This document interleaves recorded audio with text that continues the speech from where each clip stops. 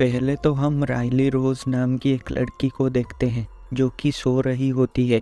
अचानक से उसे कुछ आवाज़ सुनाई देती है और उसे दरवाजे के पास एक परछाई नजर आती है।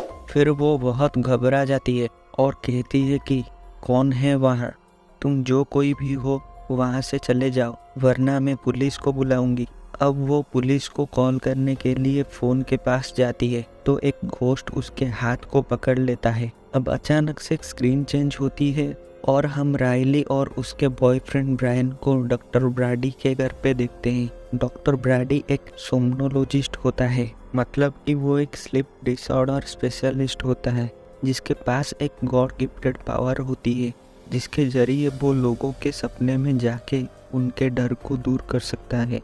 अब राइली डॉक्टर ब्राडी को सारी चीज़ों के बारे में बताती है, पर ब्राडी कहता है कि ये एक ट्रॉमा हो सकता है। शायद तुमने पहले कोई बुरी सिचुएशन का सामना किया है जिसके कारण तुम्हें ये सपने आते हैं। फिर ब्राडी कहता है कि उसके पास ऐसे ही एक बूढ़ी औरत आई थी जिसको अपने सपनों में एक ज़ॉम्बी दिखाई देता था और एक लड़का भी उसका पेशेंट था जिसको सपनों में एक विच दिखाई देता था।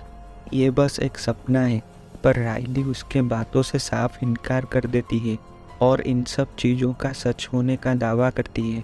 फिर राइली रिक्वेस्ट करते हुए ब्राडी के हाथ पकड़ लेती है तो उसे वो ज़ॉम्बी और वो विच दिखाई देते हैं। यहाँ हमें पता चलता है कि ब्राडी जिसके भी सपने में जाता था उसके सपनों से वो स्पिरिट्स ब्राडी के सपनों में आ जाते थे। अब जब ब्राडी राइली की बातों से इनकार कर देता है और उसकी मदद करने से भी इनकार कर देता है, तब राइली अपनी दोनों हाथ दिखाती है जिस पे बहुत सारी चोटों के निशान थी। ये देख के ब्राडी थोड़ा घबरा जाता है और उसकी मदद करने को राज़ी हो जाता है। अब ब्राडी ब्रायन को बाहर इंतज़ार करने को कहता है।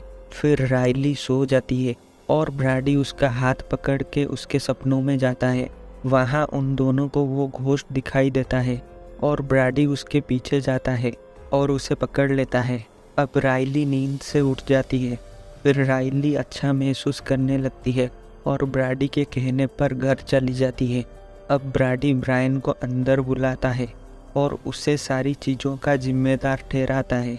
अब यहाँ ब्राडी के बातों से हमें पता चलता है कि असल में ब्रायन एक साइको पेशेंट होता है जो कि अपने सेटिस्फैक्शन के लिए राइली को चोट पहुँचाता था जिसका निशान राइली के हाथों में था, और इस चीज़ का राइली के दिमाग पर ऐसा असर हुआ था कि वो इसको सपने के ज़रिए महसूस कर रही थी।